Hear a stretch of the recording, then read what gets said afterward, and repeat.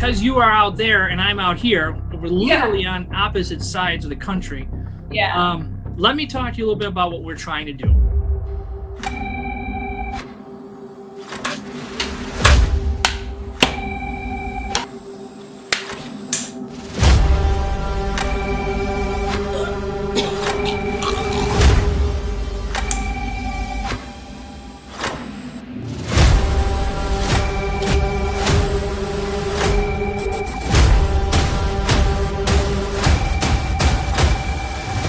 This could be it, Melody. I could feel it.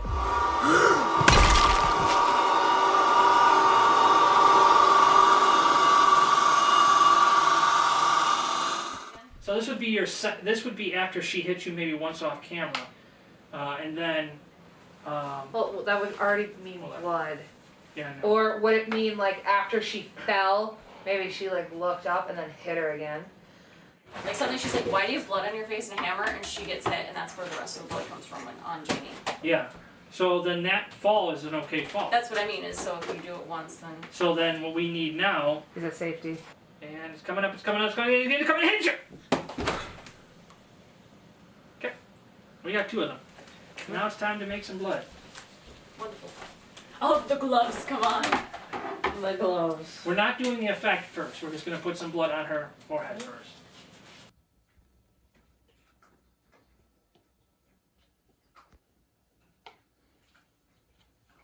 Such an There's no chunks in there. There's also no purple, because there was a bunch of purple from me Stained doing purple my in her hair. tub. Probably still hair in there. No, I cleaned it. Thanks, brother. Just so I can get blood in there. That may be all we need. Okay. Okay, good. And just a couple whips, and you hit. When you hit like that again, drop the box. Okay. Okay, and then you're hit. And going up, and he's coming. I can't hit you. Okay. All right. What do you want now? Good question. Well, it's gonna clamp it a little. Yeah. There's no other way to secure Can I it. see right here? See if this one's clamping it? Not a lot. No. Okay, blood is going to the line. Alright. Alright, stop. Yeah, cutting. Alright, well then. Now I'm really glad I took my socks off. Okay. Alright, we gotta pick it up, so let's just go right back. Okay. Okay. We rolling? Recording. Yeah. Look towards us, look towards us. Lift your head up a little more. Okay. Still messing up the mark. Just let it just keep going. You got it, you're good, you got it. It gives me the stuff to edit with. A little more. Yeah. That looks really good. Alright. We're gonna cut. And then where is she? Am I looking right at her? Like. Oh my god! Yeah, that was a really good one. You nailed it.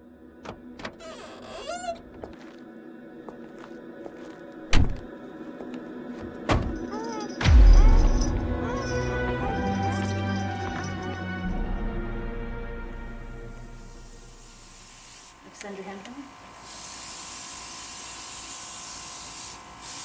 Yeah, there's a drawing right here and you put it. Okay, let's get the leg.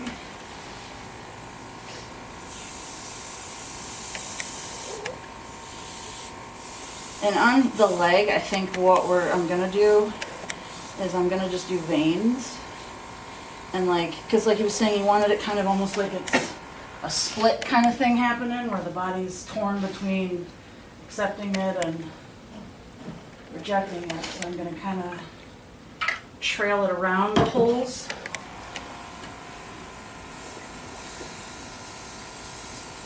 Would it be easier if I didn't have these on? It'll be. Okay. Jesus. Well, All it is work. her feet will come out. We're only going to see her waist end. She's going to come out like this. The door will shut behind her. She'll walk up from here. The camera, of course, will be following her. It'll come up to her shoulder. She'll open the door, reveal a child. I'm going to have a syringe in this hand. Yeah. No, in this hand. Yeah. Okay. Where do you want the syringe? The syringe will drop it here. That'll be my cue to start creeping up on you. I thought you wanted it facing towards the camera. It is facing. The camera's right there. Then it would be here. It would be this hand. Okay. Yep. So you come around. This will be just down. Okay. You'll put your hand here. And I'll be over your shoulder at that point so we can shoot it. Melody will have her head over here. Okay, so Okay, we good? Yep. Okay. Camera's rolling. I'm set. Okay, Chris, action!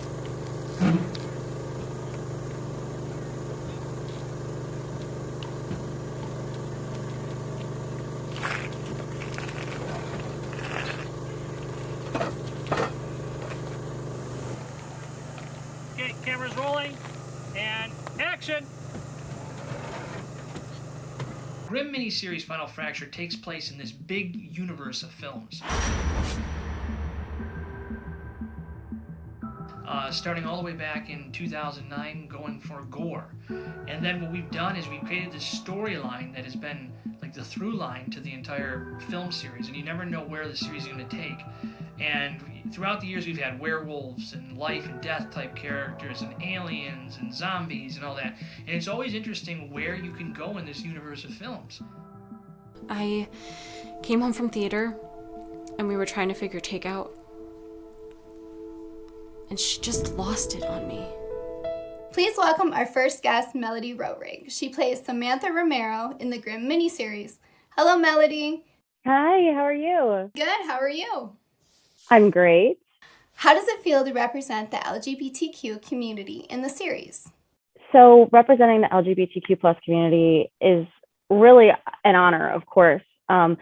It was kind of on my bucket list of things as an actor. I am part of that community and I wanted to be able to represent it. So it was really exciting when Adam came forward with this project to see if I was interested and told me about the relationship between Sam and Danny. And I was so thrilled. So I hope that we, did it in the best and most respectful way possible. And I'm just really glad that I could be a part of a project where we are representing that community because it's so important. And I'm really glad that Adam and Kristin wrote something like this. Now seeing the post-credit scene, what's in store for Chloe? Would you ever return to do a Fang sequel?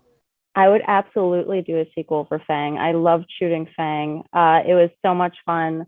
The whole film family. I mean, it was just such a fun project. So I would love to be able to come back as Chloe. I don't know how much I can share about the post-credit scene, but almost everyone's kind of seen it now. But it was so much fun to shoot, and I think that gives us a little taste that Chloe's still kicking. She's still around. And I think that kind of led us into this moment where we're going, okay, what happened to her? Where is she going? Who are these people? Like, who has her? What's happening here? And so I feel like that really opened up the doors for us to do a lot with Chloe Romero. Can you explain how it was to work with yourself in a scene? That was wild. That was another first. That was so fun to do, but just takes a little extra work, a little extra time. So again, it's something where it's myself, so you're not really acting off of another actor. But it was fun because you kind of have to lock the camera in place and have to get into, hair and makeup and wardrobe for the one character you're playing and shoot that and try to figure out where the other you is going to be and make sure your eye lines and everything are on and try to get yourself in that emotional headspace and then get into hair and makeup wardrobe for your other and just play off of yourself. So I'm really excited for everyone to see how that all came together as well, because I really loved shooting that one. So Melodie, what else are you doing in your career? So always things here and there, but the main thing that I'm really working on right now is a feature film that I'm directing called Turn of the Night. It's kind of an 80s piece about a fictional hair band called Boy Elroy. and follows Derek Carver. So that's kind of been something I've been working on for a while. And I think kind of the next year of my life is really dedicated to finishing shooting that, which we'll be doing in the next couple months, and then editing and all of post-production. So that kind of has my main focus and my heart, and excited to work on that. And then who knows what other Adam and Kristin projects will be coming up.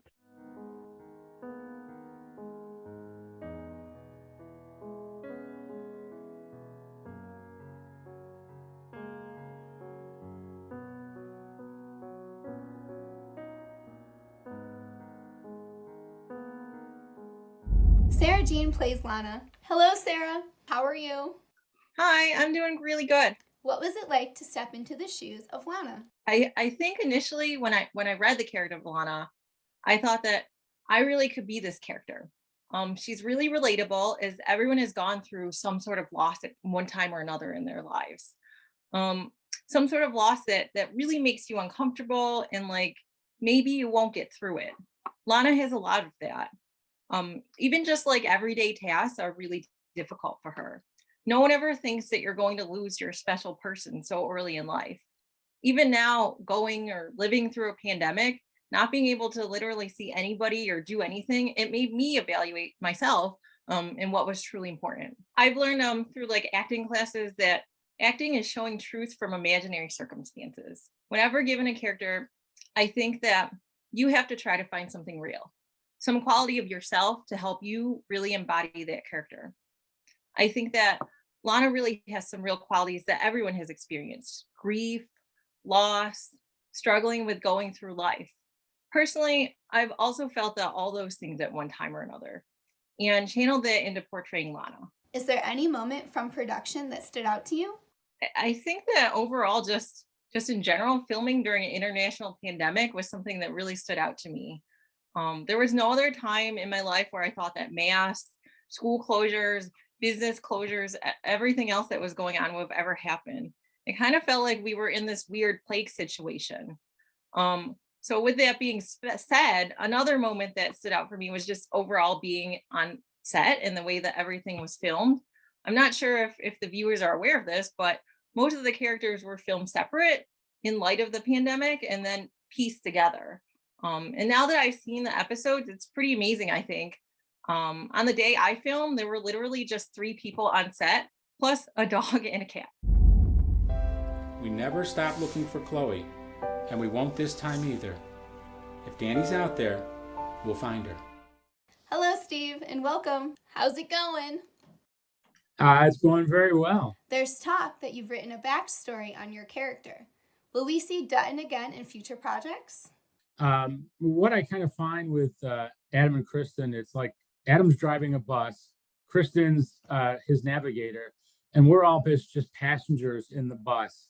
And what makes it really fun is Kristin will be saying, Adam, we're going to go this way. And all of a sudden he just makes a left turn and just goes in an entirely different direction. So it's a lot of fun. And what he likes to do, he likes to throw things out there to just kind of get some feedback from his fans or people who, work with him.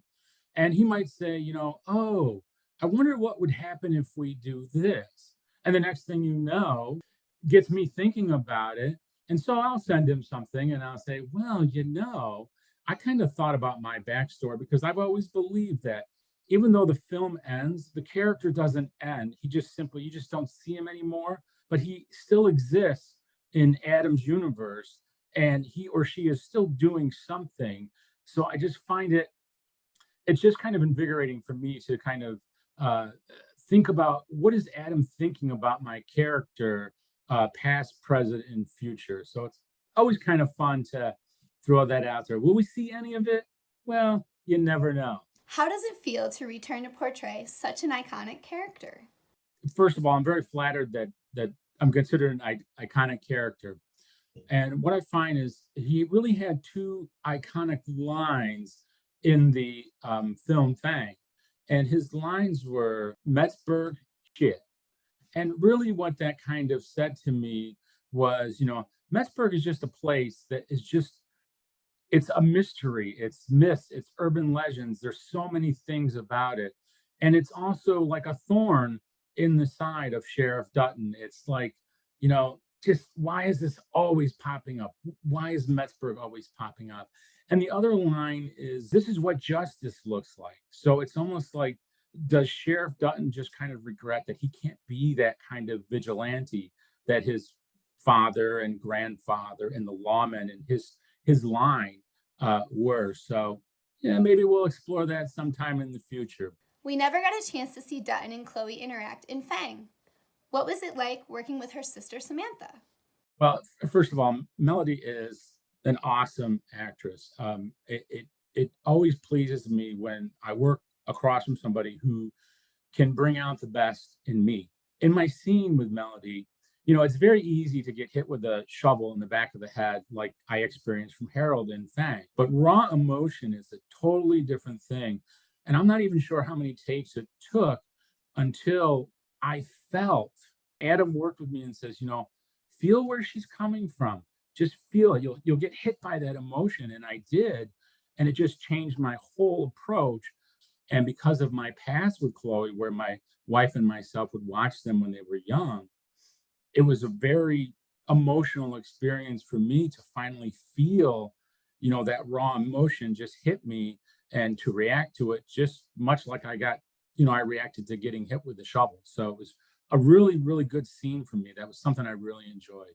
Speaking as a fan, I so can't wait to see more Dutton in future projects. Thanks for joining us. Lana, Lana, Lana, Lana, Lana. I knew it. Please welcome Jamie Miller, who plays Danny Love Sanders. Hello, Jamie. Hi, it's so nice to meet you. Jamie, you were the only one to work completely remote. Was this the first time you were directed remotely?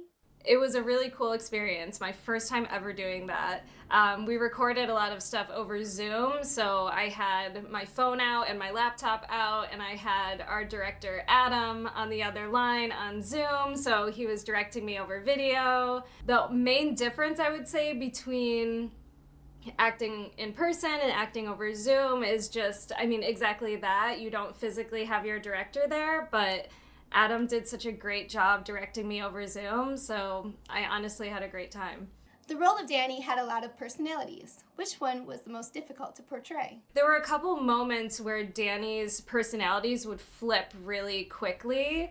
There's a lot of monologuing that my character does, where she's kind of talking to herself and she's a little bit unraveling mentally, and then she picks up the phone and she's kind of tricking someone on the other line, and those are always fun and sometimes challenging moments for actors, where you're in a certain moment and then you flip to a different moment. Fun to play with, but those are definitely challenging. What did you think of Haley Grogan's portrayal of the younger version of Danny? Oh, I loved Haley. She did such a great job. She's such a shining star. I just absolutely loved what she did, and seeing the amount that she could handle being such a young actress, I was so impressed with her work. I think she's fantastic. I can't wait to see where she goes. What appealed to you about the writing and the role? I just loved that you saw what was behind the villain, and you sort of started to feel for her and what she had been through, and I love just seeing a strong female lead that's really thought out. I instantly, when I got the script, was like, I'm on board. I love this. It's great. Can you tell us more about who Maddie West is? And did you know she was going to show up in the series? Will we see her again? Maddie West is another character that I'm playing with Adam, and you see her at the end of the Horrific Evil Monsters. As you know, Adam has created this really amazing gore verse, and all of his movies tie in together, and you see characters in different movies of his. And in Dead West, it's kind of a Western zombie film, which I'm so excited about. That sounds like fun. Yeah, it's a really cool crossover to have the Western with the zombie. I just think that's such a cool combination. Ah, there you are. Just in time to hear a story. Please welcome Death himself, Sean Sanders. Nice place you have here. What did it feel like to be asked to return for your own spin-off? It was definitely surprising. I didn't think at first the Grim Reaper would ever get his series, but when Adam came to me with the idea of a series starting with the Grim Reaper, I was on board. Is it fun being in the costume and pretending to be the Grim Reaper? Yeah, it's a lot of fun. I mean, there's definitely a lot of layers to be put on, but it's just like when you used to play a character, as soon as you put the costume on, the character is right there. We definitely saw a lot more of the Grim Reaper's personality in Final Fracture. What did you enjoy most about diving into the role this time? Well, like I said, I mean, being able to dive into more of the Grim Reaper character and how he is on a regular when he's doing his 9-to-5 job, harvesting souls and such. We didn't get to see a lot of that on his last bout with the horrific evil monsters. So being able to see the Grim Reaper how he is by himself and seeing like the dark humor that he brings and just seeing that he's not your average Grim Reaper character, I think that was something really truly awesome to do. Yeah, he was quite funny. I know, yeah, I love the dark humor that we gave him. It gave him like some like personality, so he's not just he's not just boring or just dark and stuff like that. We kind of give him something a little like fun for people to enjoy. There's a fan theory floating around that the Grim Reaper is the same character from Fang. Can you lay any credence to this theory? There is not very much information that I could apply to that, but there's always surprises in Adam's world and the stuff that he comes up with. So there could be some interesting stuff we could see come up in the future for his other projects. I don't know exactly what he'll be doing exactly per se, but he will definitely have some kind of role, and he'll bring his dark humor along with him in any other adventures you see in the future. I do hope to see more death in my life. Thanks for being a part of this reunion show. You shouldn't have done that. And speaking of creepy, here's Haley Grogan, who plays young Danny. Hi, Haley. How are you? Hi, Amber. I'm good, thanks. First off, I just loved your character. You were amazing. Thank you. Thank you so much. You hear stories about how difficult it is to work with animals on a set. What was your experience working with George the cat? Are you a cat lover? Well, yes, I do love cats. Cats are very adorable. But I do have to say that George was a bit of a diva, you know? He would always like saunter off into the other room. He didn't even know any of his lines, and he definitely would not knock over the teacup. He would not ruin the tea party for us. He refused to do so. So it ended up we had to make him do it. But I do have to say he was very adorable. I loved working with him. So you play young Danny in the series, which gives us the backstory into her mental state. How did you prepare for this role? I understand you did some research before going on the set? Yes, definitely. I found it hard to relate to a character that kills cats. That's good. So I was researching recent cat murders. I know I don't usually look that up, but it popped up this guy who actually would get cats like by the dozen, but then end up like killing them off one by one. And even though I found this like really disturbing, I read on, and he said that the cats would look at him and he felt like they didn't love him anymore, like they need to be taught a lesson, and then he would kill them. And so I was like, how do I get into that kind of idea of a person? Like, obviously this is kind of what Danny does, like you're ruining our tea party and everything, and just like the guy did, they didn't love me anymore or something. So I tried to relate to that when I was acting out Danny. That has to be some interesting internet history. Definitely. And that's really sad about the cats. I often like to partake in a nice bloodbath. What was it like being covered in blood in Final Fracture? I picked out a shirt that I didn't really like because I knew that it probably wouldn't come out in the wash. It's like this ironically happy shirt with sequins and rainbows, and Danny is not happy or sequiny, so I thought that was ironic.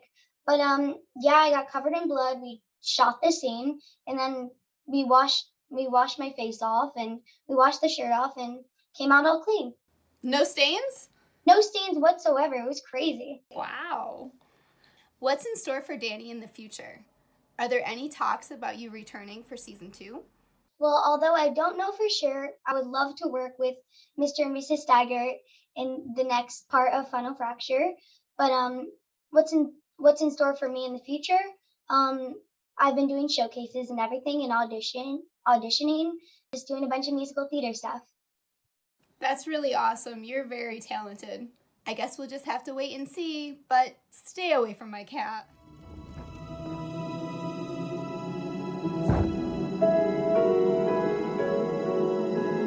Hey, Samantha. So, Mark, tell us how you prepared for your role. How did you get into such a creepy character?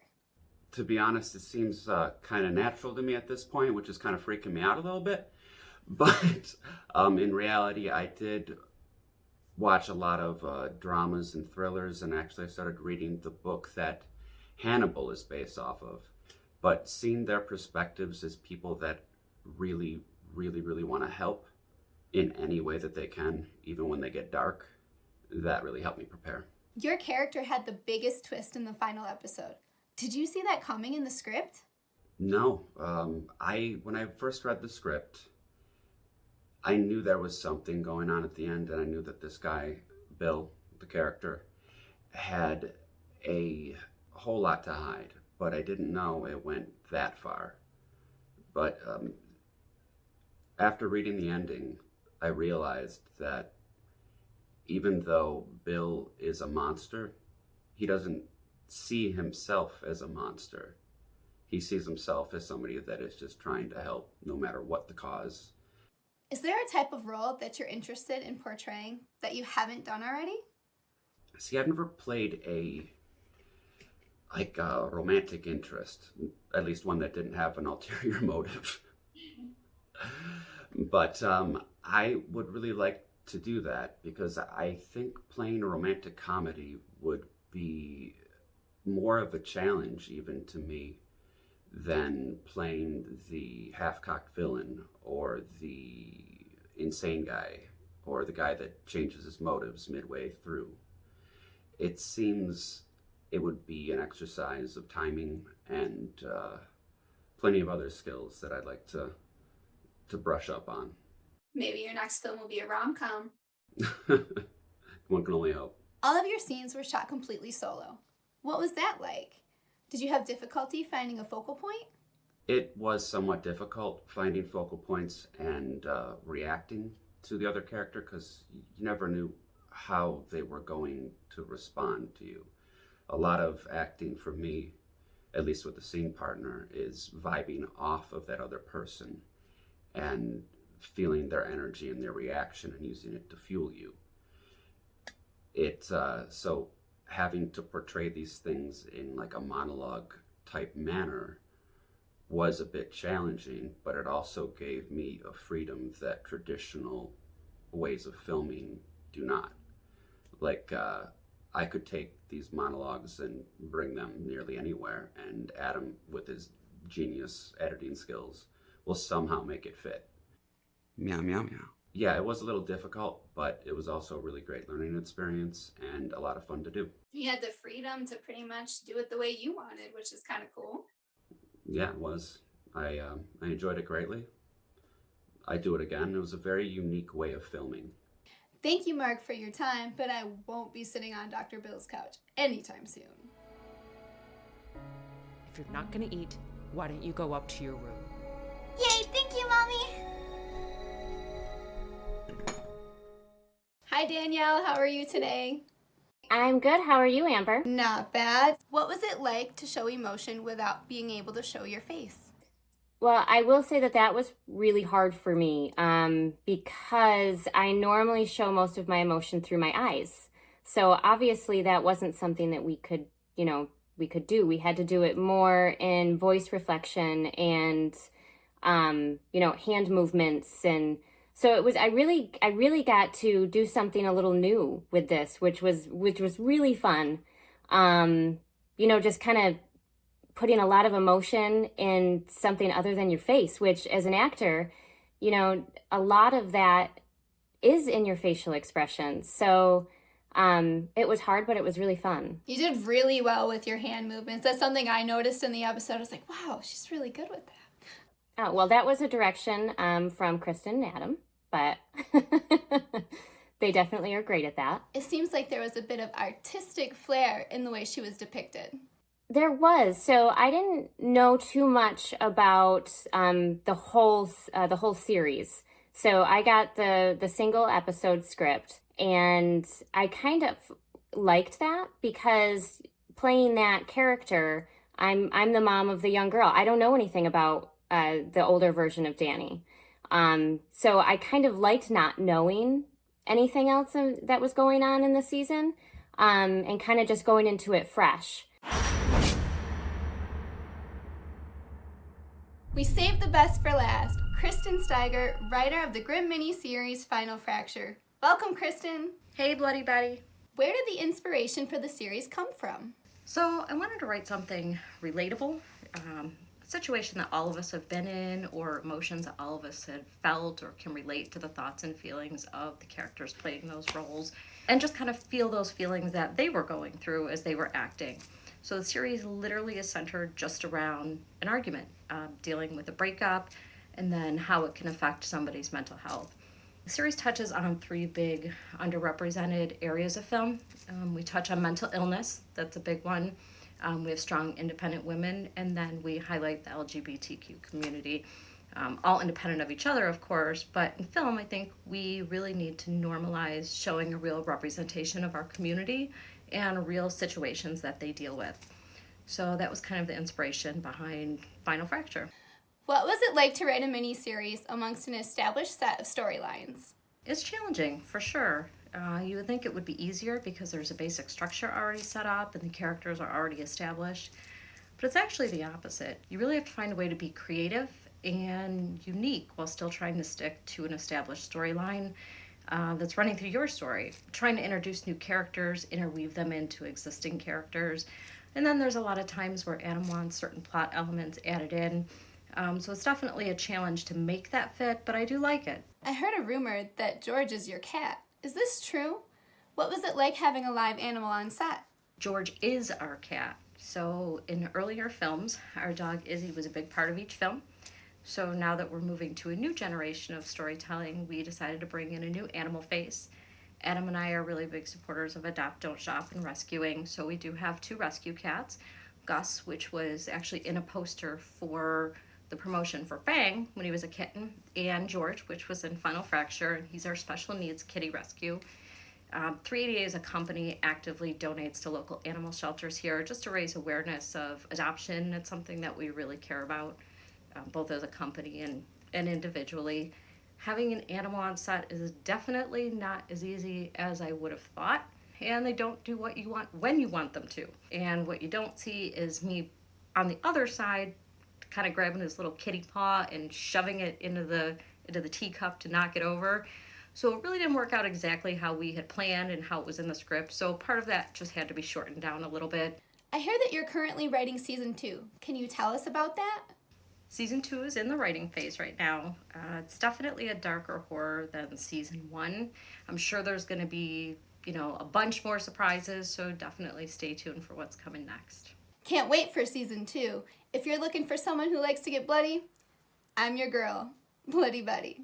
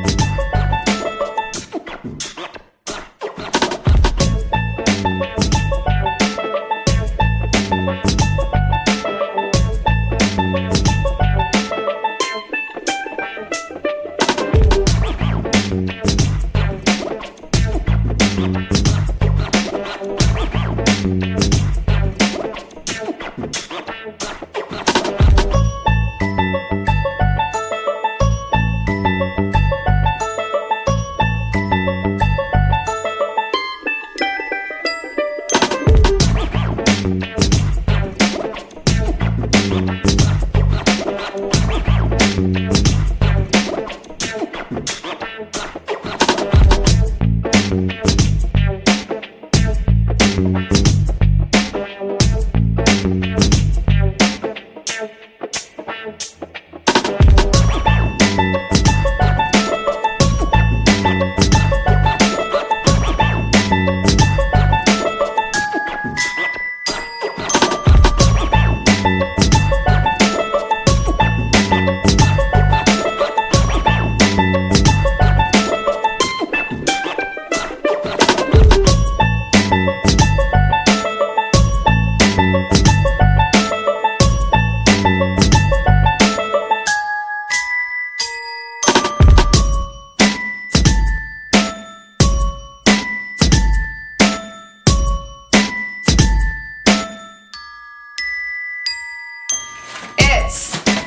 a Rap.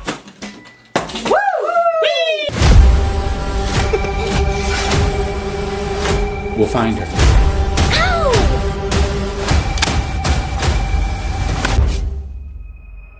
Just in time to hear a story. I want to tell you a story about one of my favorite reapings. She calls me crazy. Sometimes I just get so mad. Detectives have discovered the body of a missing Metzberg woman. We'll find her. When the soul is ready, I am there. This is fun. We should do it more often. I take my job very seriously. She doesn't have a clue.